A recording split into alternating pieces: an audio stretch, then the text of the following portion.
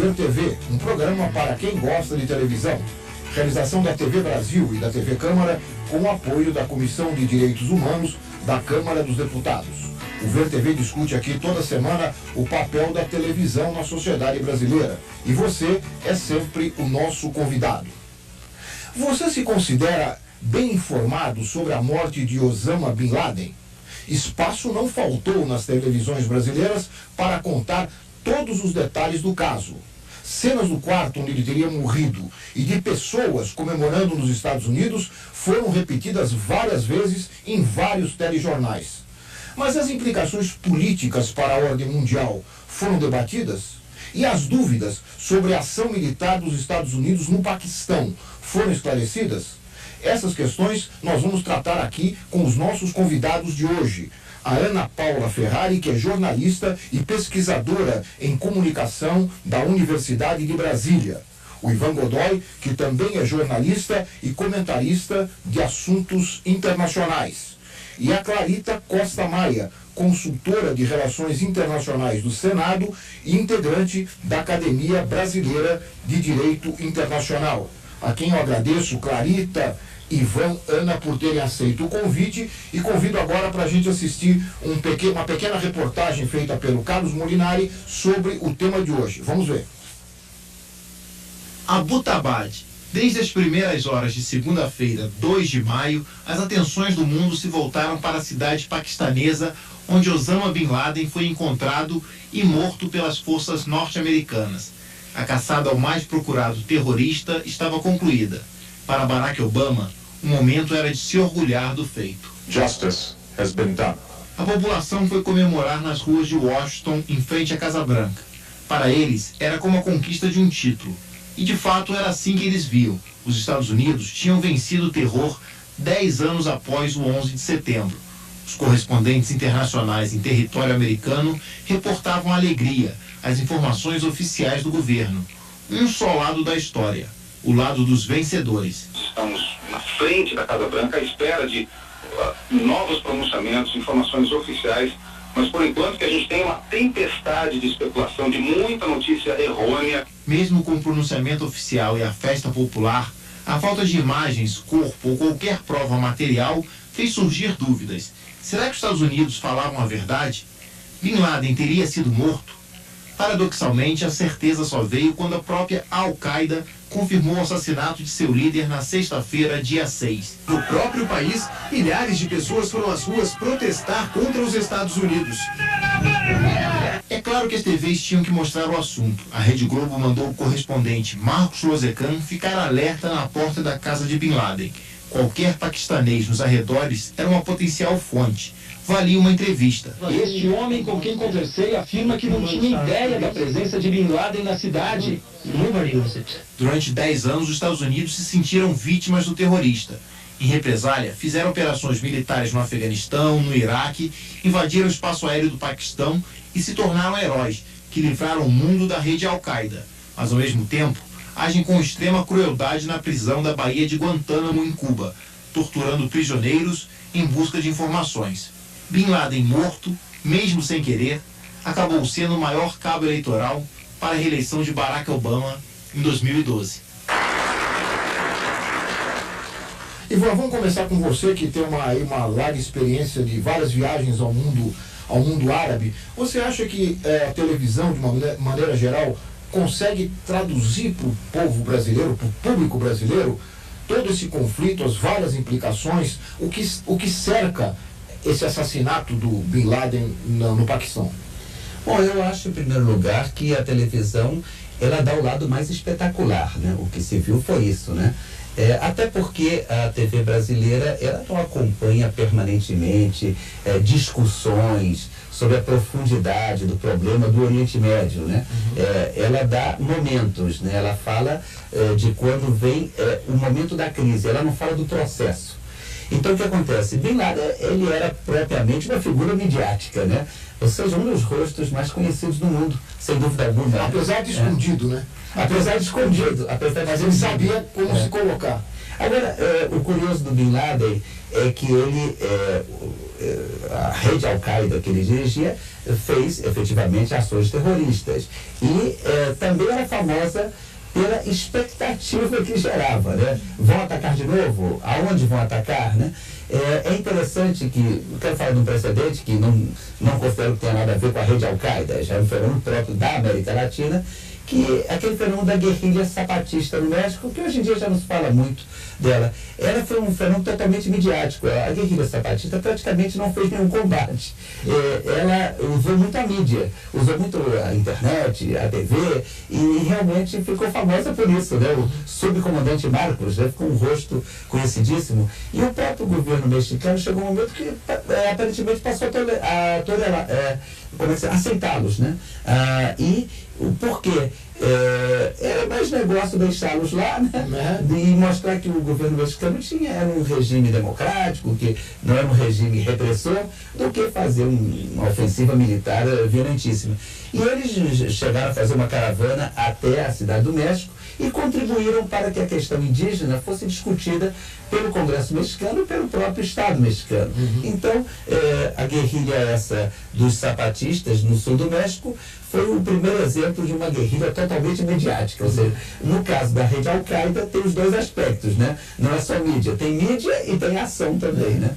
Ana Paula, você como pesquisadora, jornalista e telespectadora, vamos assim dizer, se sentiu bem informada, se sente bem informada? Eu senti um mal-estar, na verdade. Eu senti que a televisão, exatamente por não ter essa tradição de cobrir o assunto e não ter a tradição da cobertura internacional forte, cada vez ela está diminuindo, né, a presença do repórter no local do fato, a cobertura está sendo feita pelas agências. Eu senti, assim, que a televisão engoliu, né, uma versão e apenas refletiu essa versão com uma certa arrogância, a versão norte-americana, como se nós fôssemos também Estados Unidos. Eu acho que, né, é importante, assim, não existe a gente falar de uma cobertura isenta, a gente está falando de uma coisa que é impossível e não é desejável, porque é importante o posicionamento, né, e que ele seja claro, né, seja honesto com o público, qual o posicionamento daquela emissora, mas é importante que a gente também busque uma cobertura equilibrada, com bom senso, né, se pondo no lugar do outro. E eu acho que é importante que nós nos coloquemos no lugar dos árabes, dessa questão, porque o que ocorreu em 11 de setembro não foi uma ação, foi uma reação.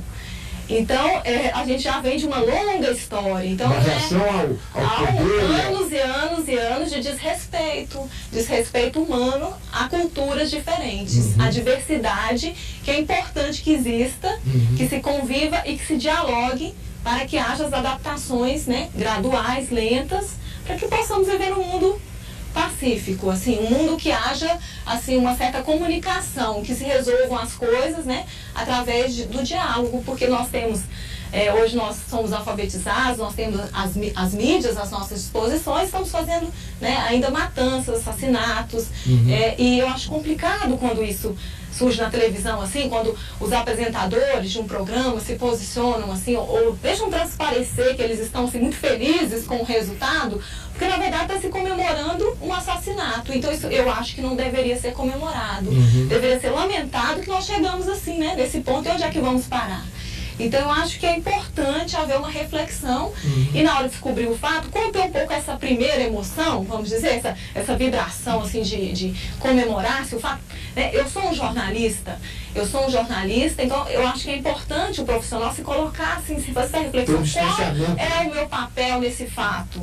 Como que eu devo, né, anunciar isso? Qual é o impacto dessa notícia? Porque afinal de contas nós sabemos que o jornalismo ele não apenas noticia. Não é apenas, não estou dando notícia, eu estou também criando a versão do fato e colocando, impondo muitas vezes um enquadramento. A questão internacional é muito mais fácil você impor um enquadramento. Porque as pessoas não têm nenhum amigo que passou por lá, um vizinho que chegou de lá agora, que está contando da visão dele. Então as pessoas ficam com aquilo que elas têm. Que é a televisão, né, o meio mais massivo, mas hoje, felizmente, nós temos também a rede social, a internet. Nós temos várias formas de obter informação. Mas é muito mais fácil se reproduzir apenas um modo de ver o mundo. Eu acho que a Clarita podia entrar na conversa exatamente por aí, um modo de ver o mundo, né? Você também sente isso que a Ana está falando aqui, essa dificuldade que existe para a pessoa ver o outro lado, ver que as coisas não são preto e branco, como muitas vezes querem mostrar alguns meios de comunicação. Pela mídia. A mídia brasileira, de fato, concordo com o Godoy, concordo com a Ana Maria, a mídia brasileira não é especializada em relações internacionais. Quando muito um veículo ou outro manda para o local de acontecimento dos fatos ou para as grandes capitais um correspondente que cobre toda a área internacional. Então não há uma especialização e, claro, se perde a riqueza de detalhe. Do lado, os especialistas em relações internacionais hoje detêm uma ampla gama de recursos, de fontes nas quais eles podem obter informações sobre os fatos, né? Hoje em dia você tem noticiários editais como The Haaretz de Israel, como The Arabist, que, enfim, demonstram uma visão regional, local dos fatos, enriquecendo com detalhes, enriquecendo inclusive com esclarecimentos de fatos que foram tidos e havidos como corretos, como enfim, pela mídia internacional e que na verdade não ocorreram bem daquela forma, né?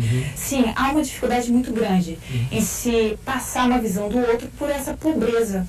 A mídia brasileira, aquela que se dedica às relações internacionais, ela ainda também se beneficia de poucas fontes, uma variedade ínfima de fontes internacionais.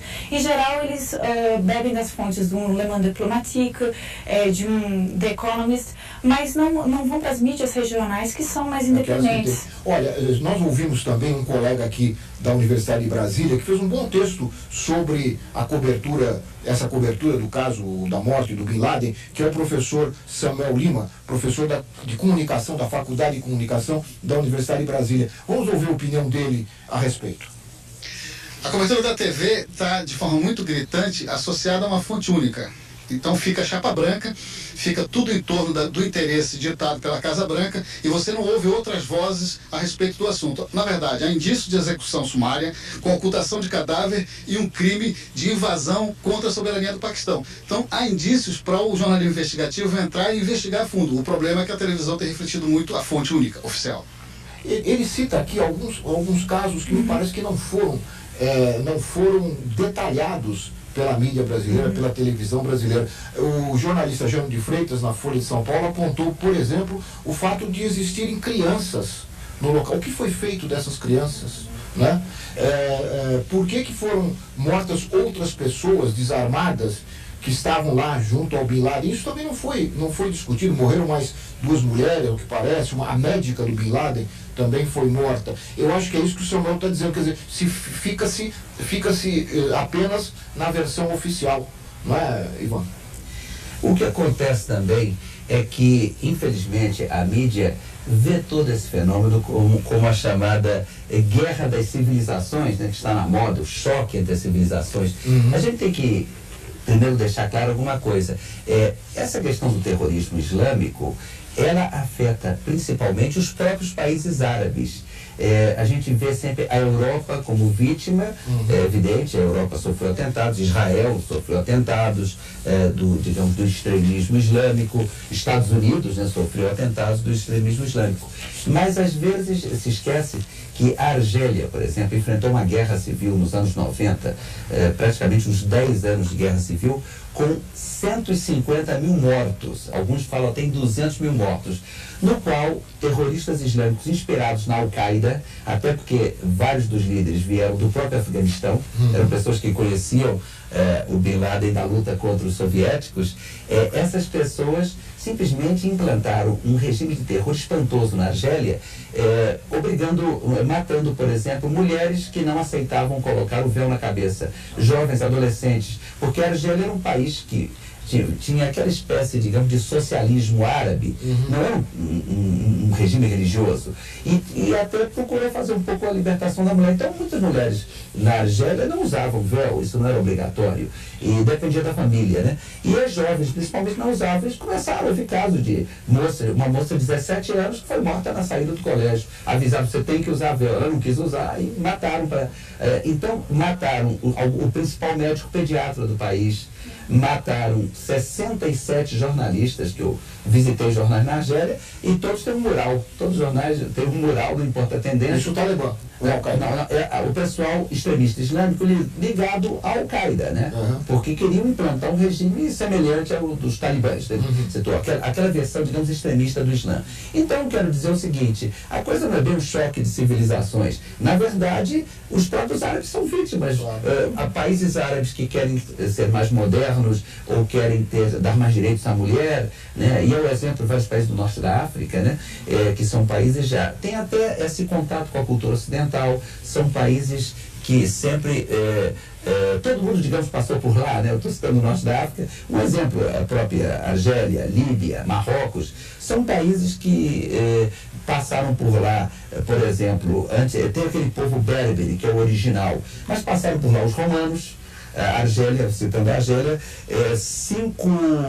durante 5 séculos, a Argélia foi uma província de Roma, era que fornecia, inclusive, trigo e azeite de oliva a Roma. E Santo Agostinho, né, o grande intelectual da Igreja Católica, durante 900 anos, até que surge São Tomás de Aquino, ele era nascido na Argélia e viveu a maior parte do tempo na Argélia. Então as pessoas desconhecem um pouco isso, ou seja, esse terrorismo afeta até muito mais os árabes do que o Ocidente. Aliás, não é uma briga de Ocidente-Oriente, Ocidente-mundo árabe. Os árabes também são afetados. É toda essa questão, a grande pugna, a grande luta entre tradição e modernidade nesses países. Vamos falar isso daqui a pouquinho, mas eu não queria perder a oportunidade, já que você falou dos povos árabes como vítimas. Há um filme excelente em cartaz chamado Homens e Deuses, que trata exatamente da questão da Argélia, dessa guerra civil que houve na Argélia. Nós vamos fazer um rápido intervalo e voltamos em seguida com o VTV, que conversa aqui com os nossos convidados sobre a cobertura da morte de Osama Bin Laden. Nós voltamos já.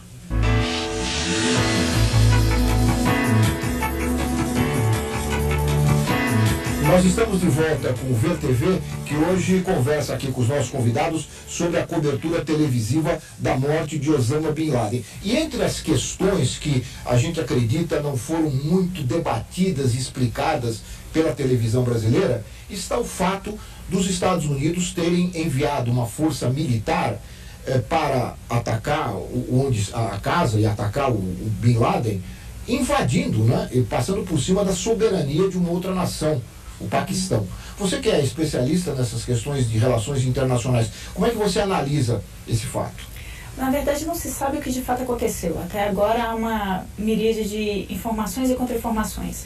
No dia seguinte, se não no mesmo dia, salvo engano, o ministro das Relações Exteriores do Paquistão afirmou que a ação tinha sido conjunta, uma ação de cooperação militar, ou seja, absolutamente dentro da lei. Depois, outras autoridades paquistanesas negaram, disseram que foram avisadas 15 minutos, 10 minutos, ou não foram avisadas de forma alguma. Então, na verdade, não se sabe. Tudo vai depender da posição firme, oficial e final do governo paquistanês. Se, apesar de tudo, apesar de não ter sido uma ação coordenada, o Paquistão afirmar que foi, assim será, não há responsabilidade internacional por parte dos Estados Unidos. Agora, se de fato não houve isso, ainda há uma série de justificativas no plano do direito internacional dos conflitos armados. Por quê? Os Estados Unidos lideram a Operação Paz Duradoura, que é uma operação mandatada pelas Nações Unidas. Essa operação tem como objetivo tirar os talibãs do Afeganistão. Ocorre que os talibãs ainda continuam ativos, numerosos, recrutando gente na fronteira. E, embora seja uma organização de interesses paroquiais, regionais, apregoam uma jihad, mas uma jihad regional, tiveram contato com a Al-Qaeda e, de certa forma, promoveram a Al-Qaeda em determinado momento, ao fazerem... enfim, vistas grossas, né, as operações da Al-Qaeda com base no Afeganistão. Então, é possível, sim, se ler que parte do mandato que é da Operação Paz Duradoura, que significa neutralizar os talibãs, seria usado como justificativa para neutralizar Osama Bin Laden. Invadindo o Paquistão. Invadindo porque, nesse caso, o Paquistão ainda aí abre uma série de questões extremamente delicadas em direito internacional. Porque aí o Paquistão teria se provado um Estado falido, um Estado que não teria condições de prover, digamos, assistência, né, de prover policiamento ao próprio país e com isso estaria ameaçando a ordem internacional. Então há uma série de argumentações extremamente delicadas e polêmicas e consistentes num lado e outro. A Ana Paula disse aqui no começo, na primeira parte do programa, que fica difícil a gente ter uma outra informação que não é da televisão, porque não tem ali o vizinho, né, a pessoa que viveu o acontecimento. É isto que a Cláudia está falando. É difícil ser traduzido, você como jornalista de televisão, com passagens pela televisão, é muito difícil ser traduzido numa linguagem televisiva. A televisão tem que ficar só no show, A televisão, né? Como é que funciona, né? Como é que são os bastidores da televisão? É isso que o telespectador quer saber. Né? É uma indústria, porque tem um horário, tem uma série de pressões e limites de tempo que tem para se colocar uma notícia no ar. Então, realmente, a partir do momento que chega aquela notícia, a televisão, ela quer colocar, dar divulgação, ampla divulgação. Então, no primeiro momento, naquele calor das emoções, não se pensa, apenas se faz. Se coloca. Então, tinha um chefe que falava, VT bom é aquele que entra no ar. Não é aquele que a gente escreve pensando nas palavras, selecionando os termos. Então, o VT bom é o que entra no ar. Então, com essa história é complicado, porque às vezes o que entra no ar dá muito mais problema do que se não tivesse entrado. Não é tão bom assim. Então, eu já discordo desse posicionamento, mas isso é uma visão hegemônica que existe na TV, que é preciso se colocar um produto no ar, custe o que custar. Então, se ele está certo ou errado, depois a gente vai ver. Então, não é por aí. Eu acho que às vezes você vai corrigir uma coisa que não é possível se corrigir depois que se divulgou uma versão na televisão. Então, realmente, a TV, quando ela tem assim, esse distanciamento do fato, um fato internacional, que geograficamente ele é distante. Então, dificulta ainda mais essa apuração verdadeira. Ainda por cima, quando se não conhece uma cultura muito bem, né? Não se tem assim, essa outras fontes, como a Clarita falou, os jornais locais, as agências regionais de informação, né? As mídias independentes. E aí o que acontece, desculpa interromper, mas é que há o fomento à criação, o fomento à perpetuação de estereótipos. Né? Isso é muito clássico no caso do Oriente Médio. Estávamos comentando mocinha e bandido. Estávamos comentando em bastidores, né, a respeito do Walter Lippmann, que era um jornalista, filósofo norte-americano, professor de Harvard, que estudou muito o fenômeno da mídia na cobertura do The Washington Post, na cobertura da Revolução Russa. Ele, no começo, um entusiasta da Revolução Russa, com várias tendências, digamos assim, socialistas, passou a ver com mais cuidado e percebeu que a cobertura jornalística tinha, naquele caso, e hoje se estuda como sendo quase que uma digamos assim, constante, é muito enquadrada, é muito matizada pelas esperanças pessoais de cada um. Eu me recordo de um filme que entrou em cartaz há 2 anos, mas que, enfim, ainda não foi produzido em DVD, brasileiro, Personal Che. Fantástico o filme, é um documentário em que os diretores rodaram o mundo à procura de símbolos do Che Guevara. E perguntando para cada pessoa que usava esses símbolos, que vendiam esses símbolos, a foto, o chaveirinho, isqueiro, o que significava o Che Guevara para eles, se eles sabiam da história. Mal sabiam, adicionavam conteúdos religiosos, enfim. Então, por aí você vê o poder da mídia e como ela pode distorcer uma imagem ou uma situação, uma imagem que está ligada a um movimento político e dar uma leitura muito própria e, às vezes, que não tem nada a ver, não tem nenhuma relação com aquele movimento político originário. E isso é temerário porque a sociedade pauta o tomador de decisão. A sociedade pressiona o tomador de decisão. Então, por mais que o tomador de decisão tenha uma informação mais qualificada, ele pode se ver premido a, enfim, seguir a opinião pública, que nesse caso vai ser uma opinião publicada e ainda assim enviesada. A Ana Paula, no primeiro bloco, comentou sobre certa euforia, né, de alguns órgãos que acompanharam um pouco a euforia da televisão dos Estados Unidos. Nós vamos colocar aqui um trechinho da abertura do Jornal Nacional do dia, do primeiro Jornal Nacional, porque o caso ocorreu no domingo, né, foi na segunda, para vocês comentarem. Vamos ver. 2 de maio de 2011. Depois da morte de Bin Laden, o presidente americano Barack Obama afirma que o mundo é um lugar melhor e mais seguro. Nossos repórteres mostram os detalhes da operação militar contra o líder da Al-Qaeda. De que forma ela influencia a eleição americana do ano que vem? As imagens do local onde o terrorista foi atacado. O que dizem os especialistas sobre o futuro da organização que ele criou? E as reações de chefes de Estado em todo o planeta. O Brasil manifesta preocupação com represálias em forma de atentado. E se solidariza com parentes de vítimas do 11 de setembro. 2 de maio de 2011. O Jornal Nacional está começando agora.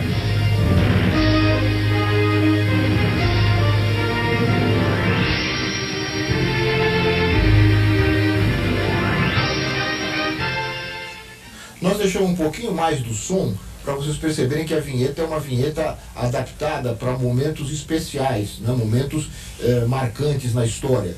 Então o Jornal Nacional está assumindo aquele momento como um momento marcante na história. Ana. Quando a televisão ela modifica, né, assim, com uma música diferente, ou classifica na escalada, coloca o fato em primeiro plano, ela está, na verdade, criando uma hierarquia de valores. A gente, assim, quando a gente mostra alguma coisa, a gente exibe alguma coisa, significa que aquilo está sendo valorizado, tem que ser valorizado. Então, é problemática a televisão por isso, porque ela tem um poder, é o poder da imagem, né? Um poder magnético, é algo assim meio mágico. Então, quando ela coloca muito espaço para um determinado fato, ou classifica ele em primeiro plano, ela está dizendo que ele é o fato mais importante do momento do mundo. E é complicado, porque o mundo não é feito só desse fato. Teve outros fatos interessantes que aconteceram, né, fatos pacíficos, fatos que mostram um caminho alternativo de se resolver questões complexas, né, que ocorreram nesse momento no mundo, e esses fatos simplesmente desapareceram. É a espiral do silêncio, né? Não se fala de outra coisa. É o monopólio de um tema único. Então isso é complicado, porque a gente começa a cultuar aquilo que a gente deveria, né, é exatamente fazer o contrário. A gente começa a achar bonito, aplaudir e querer fazer igual, né? Então, tem algumas teorias que falam do jornalismo como a função didática do jornalismo. O jornalismo como está ensinando mesmo como que a gente deve viver. Lógico que o público tem uma série de outras referências, mas a gente não pode negar que existe uma força, porque existe, é real, né? Essa força cultural, política que o jornalismo tem. Então, ele não chega para nós assim, isento, como uma informação pura, apenas aconteceu. Não, ele está dizendo, aconteceu um super fato, algo que devemos vibrar e comemorar. Então, mas comemorar algo que nós deveríamos lamentar, estarmos vivendo esse tipo de fato. Não só esse, mas outros também que deveríamos estar lamentando, né? Eu vi também um familiar de uma vítima do 11 de setembro falando na televisão, achei muito interessante um senhor que falou que isso ia trazer de volta a filha dele. Então, que para ele isso não tinha, assim, tanta importância. Eu achei aquele senhor sensato naquela expressão que ele usou, muito sensato, que realmente é a grande verdade, né? Também, e além disso, eu acho que o Godoy já falou um pouco, não é o fato do Osama Bin Laden ter desaparecido, ter sido morto, que o terror está, a questão do terror está resolvida, né, no mundo. Pode até criar um problema até maior, né? A gente não sabe o que vai acontecer depois, né? O que vai ser do mundo pós-Bin Laden, né? Essa falta, eu acho que essa falta de matizes, né, essa falta do cinza entre o negro e o branco, é que a gente sente na televisão. Eu comentava aqui antes do programa do Robert Fisk, esse importante jornalista do The Independent, da Inglaterra, que baseado no Líbano e que cobre muito bem o Oriente Médio. Ele deu uma entrevista, fez um comentário mostrando que as revoltas árabes estavam enfraquecendo. Eu gostaria de ouvir a opinião de vocês. As revoltas árabes estavam enfraquecendo a Al-Qaeda. As revoltas árabes não tinham nada a ver com a Al-Qaeda, né? E a Al-Qaeda agora é colocada outra vez em destaque por essa ação militar dos Estados Unidos. Esses pequenos matizes é que eu sinto falta na nossa discussão. Vocês não concordam? É verdade. Eu queria até comentar uma coisa. Você está falando quando se torna um fato único, né, a morte do Bin Laden. Tinha acontecido domingo um fato assim, importante para o Brasil, que é a beatificação do João Paulo II, que é o o Papa também, o Papa da mídia também, né? O Papa que soube usar muito bem a mídia. Acabou que não teve um impacto tão grande. A Igreja Católica, possivelmente, desse ponto de vista, não deve ter gostado muito do acontecimento do Bin Laden por esse fator, porque realmente, de repente, só se falou no Bin Laden, né? E se esqueceu a beatificação, que tinha até um aspecto curioso, que talvez foi a beatificação mais rápida que já aconteceu. Nunca antes um Papa tinha beatificado seu antecessor. Isso nunca tinha acontecido. Pela rapidez, antes demoravam séculos, né? As beatificações, né? E foi muito mais rápido, até porque o mundo é mais imediatista agora, né? Ninguém vai esperar 400 anos para que o Papa seja beatificado.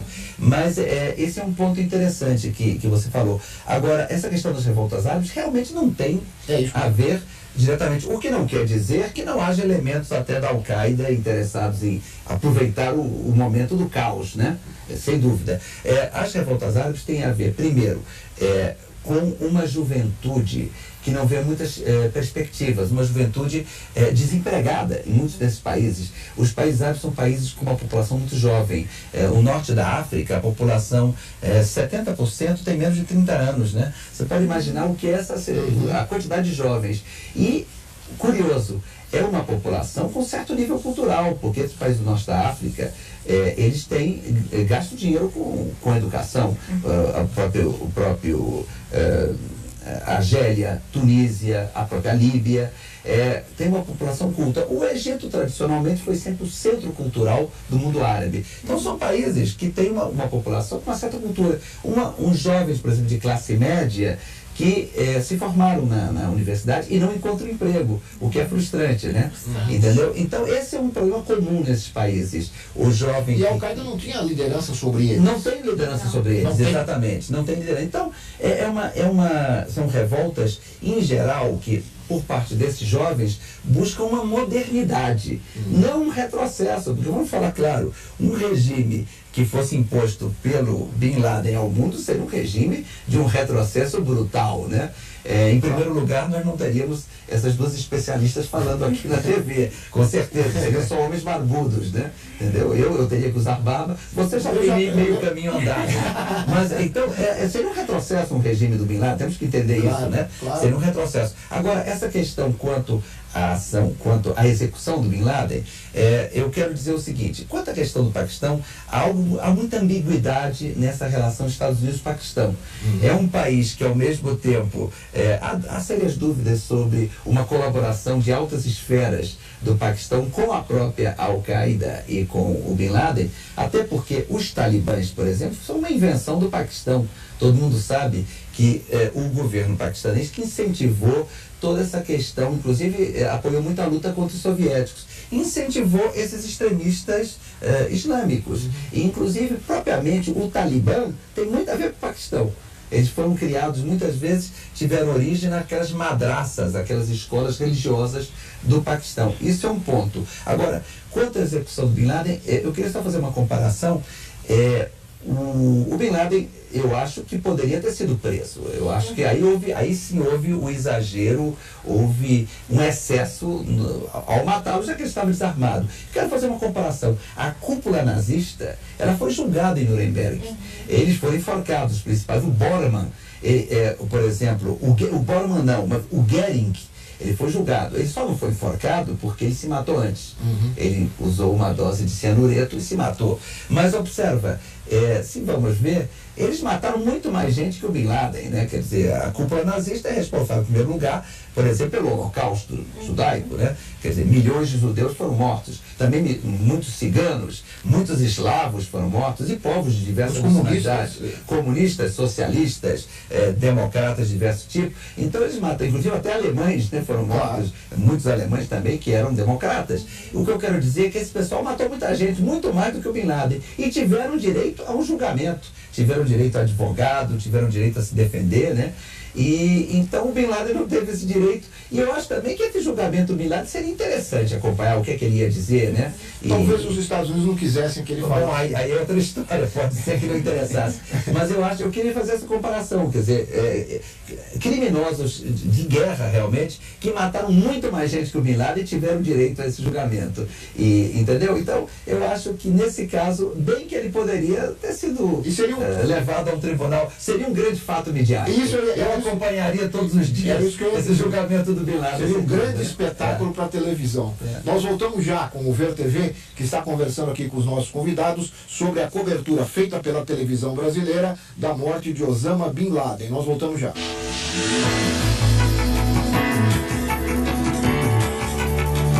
Nós estamos de volta com o programa Ver TV, que hoje conversa aqui com os convidados sobre a cobertura da televisão brasileira da morte de Osama Bin Laden. A TV Record também mandou o correspondente, a jornalista Ana Paula Padrão, que é âncora do principal jornal da Rede Record, está lá no Afeganistão e já esteve no Paquistão também, e mostrou as dificuldades, algumas das dificuldades ou das diversas dificuldades que tem o jornalista para cobrir uma situação tão especial como essa. Vamos ouvir aqui, vamos assistir aqui a matéria que saiu, que foi veiculada pelo Domingo Espetacular da Rede Record. Vamos ver. Jornalista inglesa que está com o mesmo problema que nós estamos. Ela também chegou a esse último posto de checagem, onde os policiais estão guardando o acesso à casa onde ficava Osama Bin Laden, e daqui a gente não consegue passar. Mais para frente existe a presença do exército, fica mais difícil ainda. Agora, a situação mais crítica aqui é a dos próprios moradores. Quando um jornalista tenta filmar de alguma das casas, do alto de algum dos telhados, das lajes, essa casa é fechada e os moradores são presos. Então se criou aqui um clima de terror. A própria população evita a presença da imprensa, nos manda embora daqui para que a gente não crie mais problemas. Então a polícia e o exército cercaram toda essa área em volta da casa onde se escondia Osama Bin Laden. O acesso da imprensa está rigorosamente proibido e a própria população está contra o trabalho da imprensa. Não é fácil ser jornalista nessas circunstâncias, né, Ivan? Você tem algumas experiências. Agora, é interessante, sempre há alguns expedientes. Eu cobri exatamente para a TV Record a guerra Peru-Equador. Eu fiquei 15 dias na selva do Equador. E aí, pela proximidade, claro que não é uma guerra talvez tão importante como a guerra do Afeganistão, foi uma guerra menor, digamos, na fronteira, na zona amazônica, uma disputa entre o Peru e o Equador. Mas como são países próximos, eu me lembro, nesses 15 dias, eu entrei 9 vezes no Jornal da Record, diretamente lá de uma região da selva do Equador. E eu quero dizer uma coisa, eu tomei muita precaução de pegar, eu com outros jornalistas, estava com o Canzian, da Folha de São Paulo, nesse caso, né? E havia 2 jornalistas argentinos também. E nós tomamos a precaução de pegar todo tipo de autorizações, porque sempre é bom, né? Ter uns papéis assinados por generais. E eu me lembro que havia um general equatoriano, a gente conversou, e o Fel para dar uma carta de recomendação para a gente, o homem deu, né? Então me lembro que houve um momento desse que disseram assim, ninguém da imprensa pode entrar, nem os equatorianos. Aí nós mostramos a carta do recomendado do general. Ah, não, mas vocês estão recomendados pelo general, podem passar. E os equatorianos ficaram meio zangados, sabe? Por que esses estrangeiros estão podendo e a gente não pode, né? Porque, ou seja, é bom você se cobrir de uma série de autorizações, uma série de resguardos, né? Porque também não adianta, se o exército diz que você não pode entrar lá, você pode ser até baleado, né? Agora, eu queria comentar só essa questão dos vizinhos. No início eles estavam muito loquazes, já estavam falando muito. E houve até uma coisa que eu achei muito interessante. Um dos vizinhos do Bin Laden, ele falou que ele vivia no outro lugar do Afeganistão, que era muito violento, do Paquistão, desculpa, no Afeganistão, Paquistão, uma outra cidade que era muito violenta, ele disse. E que ele, para buscar tranquilidade, ele se mudou para essa cidade. E o cara se tornou vizinho do Bin Laden, né? Você imagina que situação é essa, né? Agora, realmente, um caso como esse, quando já até a própria população está hostilizando a imprensa, a situação fica grave, né? As autoridades hostilizando, a população também querendo que a imprensa vá embora, né? Fica uma coisa difícil, né? Fica difícil cobrir. Mas eu achei interessante dela abordar o assunto, de explicar o que está acontecendo. Claro, para mostrar. Né? É importante, né, Ana Paula, mostrar um pouco o make-off do jornalismo. Né? Um pouco que a gente está fazendo aqui. Não aparece isso, né? Propriamente na telinha, né? Eu gostei. Do que está se vivendo, né? Porque só se vê a imagem. Mas o que, né? Qual foi a dificuldade para se chegar ali, né?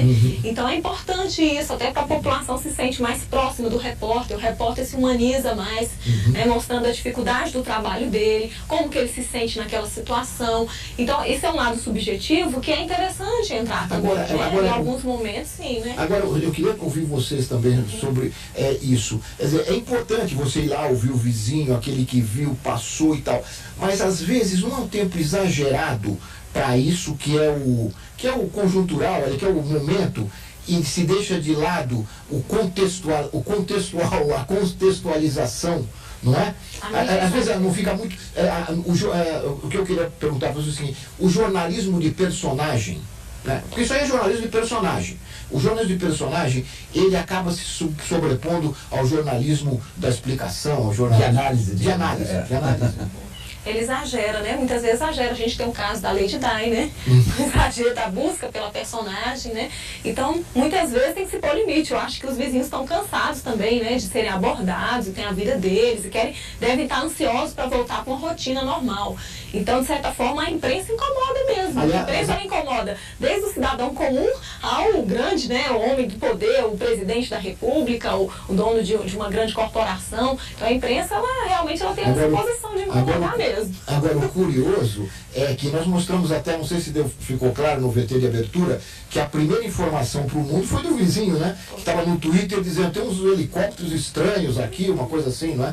Foi ele que desencadeou, e agora acho que por causa disso os vizinhos acabaram sendo muito procurados. Mas o vizinho não explica, ele apenas informa o que ele sentiu, né? Até porque nenhum viu Bin Laden. Nenhum dos vizinhos nunca viu Bin Laden, nunca. Olha, eu queria perguntar para vocês, quer dizer, caminhando aqui um pouco já para o final do programa, se este fato, a morte do Bin Laden, o que vai mudar no mundo? A pergunta, por exemplo, os Estados Unidos sairão do Afeganistão? Nós vamos começar a poder discutir isso na mídia? Quais são as perspectivas? Qual é o futuro do mundo a partir desse fato? Na verdade, meses antes da morte de Bin Laden, os Estados Unidos já tinham definido um cronograma para sair do Afeganistão. Esse cronograma, enfim, ele passaria por começar a desarmar, né, as guarnições norte-americanas a partir do ano que vem e do próximo, né, 2012 e 2013. Então vai se seguir um cronograma.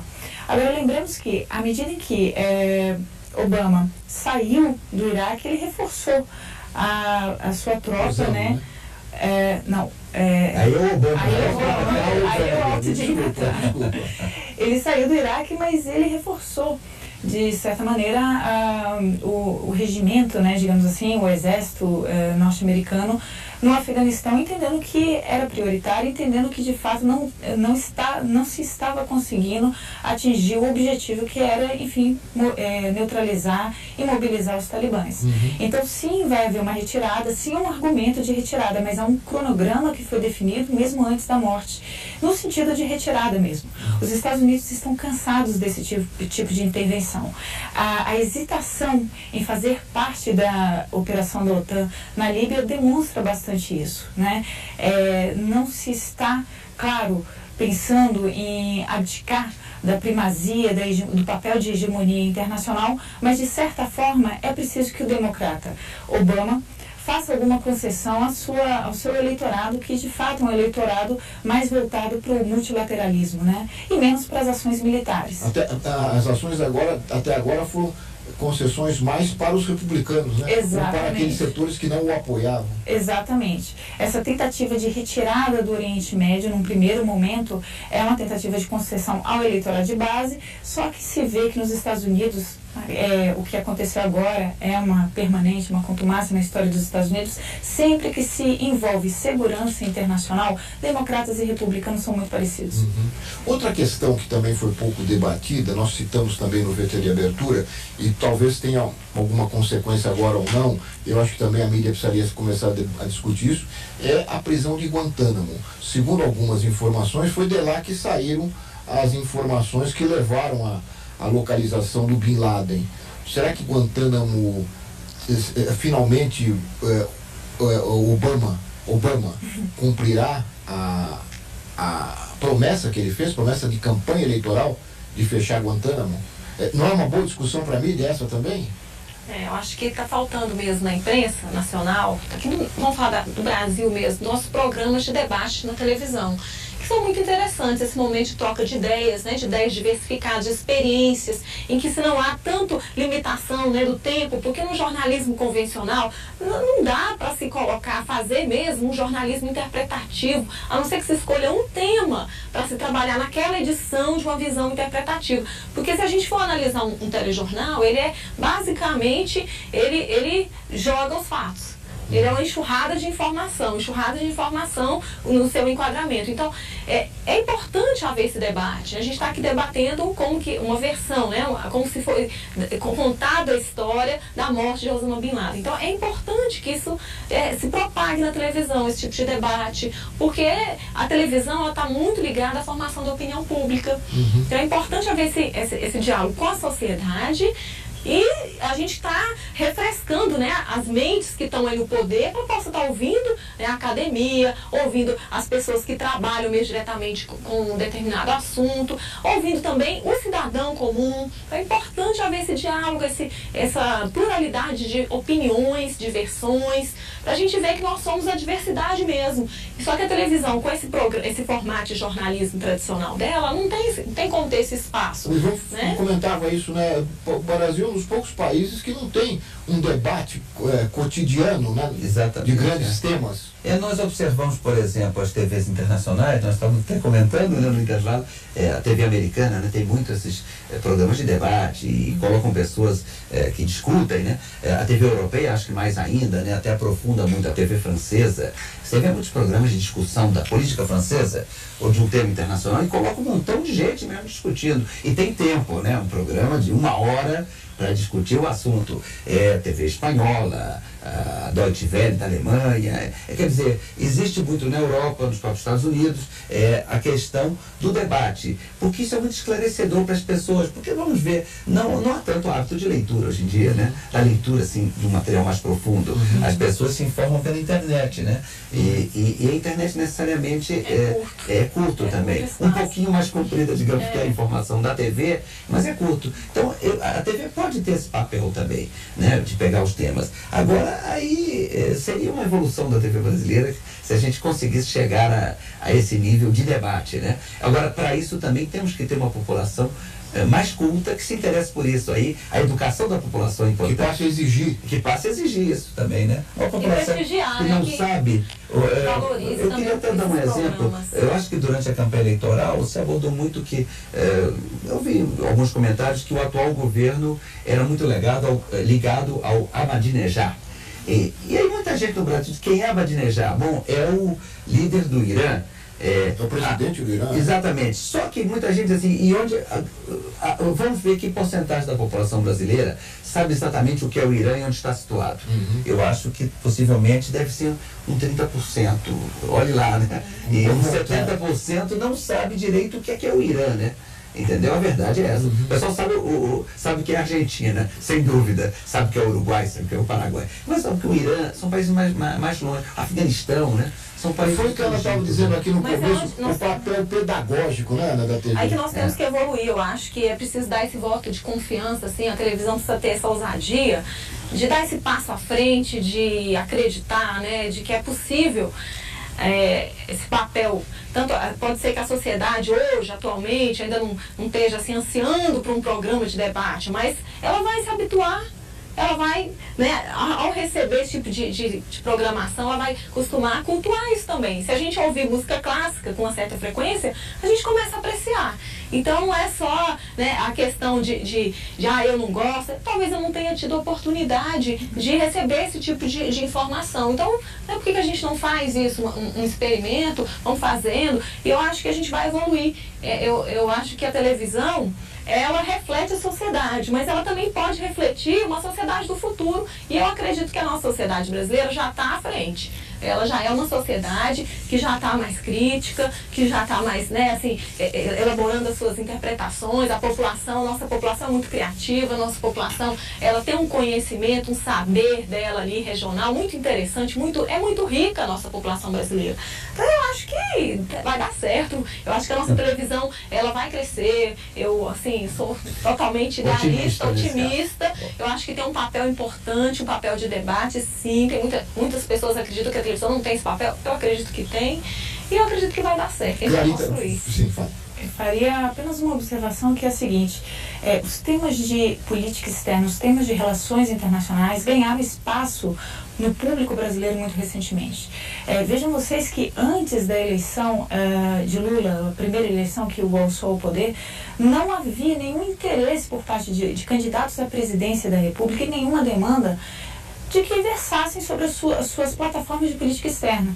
Então, eu acredito que isso faz parte de um desenvolvimento da sociedade brasileira, que é, sim, concordo, criativa, questionadora e bastante fértil. Eu acredito que, havendo essa possibilidade, havendo mecanismos, ela, sim, acaba se interessando, Você tocou uma questão importante, pena que nós estamos chegando no finzinho do programa, que é o Brasil como protagonista internacional, como um protagonismo maior na cena internacional, né, nos últimos anos. E que leva a que as pessoas comecem a... Bom, mas esse nome difícil aí que o Ivan falou lá do presidente do Irã, talvez isso começa a circular pelo menos em alguns meios. A trazer uma inquietação. E eu queria citar por essa questão do protagonismo do Brasil, um assunto que foi debatido agora, que foi aprovado pelo Congresso, a questão do aumento do valor que é pago pela energia de Itaipu ao Paraguai.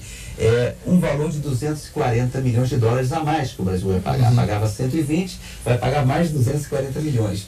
O que talvez, é lógico que no Brasil muita gente também discutiu se devia ou não usar esse dinheiro no Brasil, mas o que eu quero dizer, para o Paraguai foi tão importante isso. Eu acompanhei a imprensa paraguaia pela internet, não vi ainda no papel, mas temos a internet. A imprensa só falava nisso. E eles falavam quase como o caminho para o futuro do Paraguai. Esse dinheiro vai entrar, a importância que deve, e a importância também do prestígio do Brasil lá fora, né? Como um poder benéfico, né? Entendeu? Não entra com tropa, entra com dinheiro. Né? E tem outra coisa também, a eleição do Peru também, eu vi os debates, né, na imprensa peruana, e um que apoiava um dos candidatos, eu achei interessante, ele dizia assim: se vencer o meu candidato, aqueles comentários que o pessoal faz dos internautas, se vencer o candidato tal, o Peru vai ser um país desenvolvido, uma potência, como os Estados Unidos, a França ou o Brasil. Pois é, eu disse assim, caramba, né, nós estamos chegando lá. Olha, e nós estamos chegando ao final do programa. Mas você está dando uma dica aí para um outro debate, né? Como o Brasil é visto lá fora, né? Também é um tema. Pela televisão daqui e pela televisão de fora. Clarita, Ivana, Paula, muito obrigado pelos esclarecimentos. Acho que conversamos aqui sobre aquilo que a gente espera que a televisão toda converse, né? Esses temas que às vezes ainda estão um pouco distantes da maioria da população. Nós estamos chegando ao final de mais um VerTV. Além de agradecer aqui aos nossos convidados, eu quero agradecer a você que acompanhou de casa. Lembrando que todos podem participar, nos enviando sugestões, críticas, comentários para o nosso endereço eletrônico vertv@tvbrasil.org.br ou pelo Twitter, cada vez mais procurado pelos nossos telespectadores, Programa VerTV, @Programa VerTV, ou ainda pelo velho telefone 0800 619 619. Muito obrigado e até a semana que vem com mais um VerTV.